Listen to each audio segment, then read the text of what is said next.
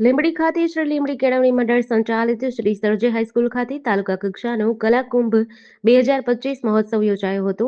આ કાર્યક્રમના કન્વીનર મનુભાઈ જોગરાણાના જણાવ્યા પ્રમાણે આ કલાકુંભમાં કુલ 25 શાળાઓના 400 ઉપરાંત બાળકોએ અલગ અલગ કૃતિઓ જેમ કે રાસ ગરબા, ભરતનાટ્યમ, વાદ્ય ગાયન, વક્તૃત્વ સ્પર્ધા, એકપાત્ર અભિનય સહિતની રજૂઆત કરી હતી। આ તમામ કૃતિઓને નંબર આપવા માટે 35 નિર્ણાયકોએ કામગીરી કરી હતી।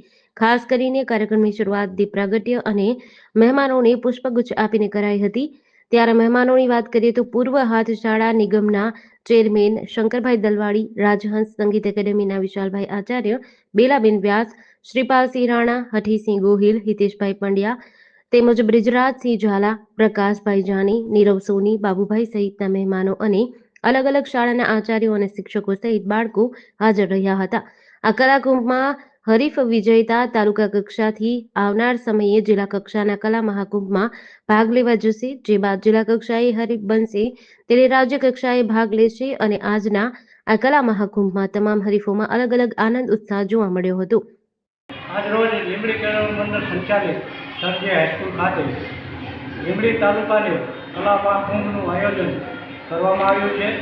તેમાં 6 થી 14 વર્ષ સુધીના, 15 થી 20 વર્ષ સુધીના અને 20 વર્ષથી ઉપરના દરેક વ્યક્તિઓને ટોટલી 14 કૃતિઓ રજૂ કરવાની હોય। તબલા છે, હાર્મોનિયમ છે, નિબંધ સ્પર્ધા છે, ચિત્ર સ્પર્ધા છે, નૃત્ય છે। આ દરેક અલગ અલગ પ્રકારની સ્પર્ધાઓ આજે લીંબડી સરજે હાઈસ્કૂલ ખાતે યોજાય છે। તેમાં દરેક વિદ્યાર્થીઓએ લીંબડી તાલુકાના પ્રાથમિકથી માંડી માધ્યમિક, ઉચ્ચતર માધ્યમિક, કોલેજ આ દરેક વિદ્યાર્થીઓ ઉત્સાહભેર ભાગ લીધો છે અને કમસે કમ 350 વિદ્યાર્થીઓએ ભાગ લીધેલ છે અને દરેક વિદ્યાર્થીઓને પ્રથમ નંબર જે આવતા હોય એમને તાલુકા લેવલે પ્રથમ નંબર મેળવી અને જિલ્લા લેવલે મોકલવાના હોય છે।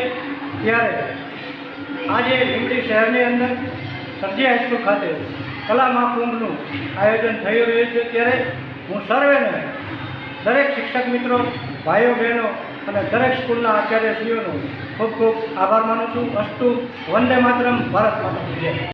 GDC ન્યૂઝ સાથે કલ્પેશ વાઢેર, સુરેન્દ્રનગર।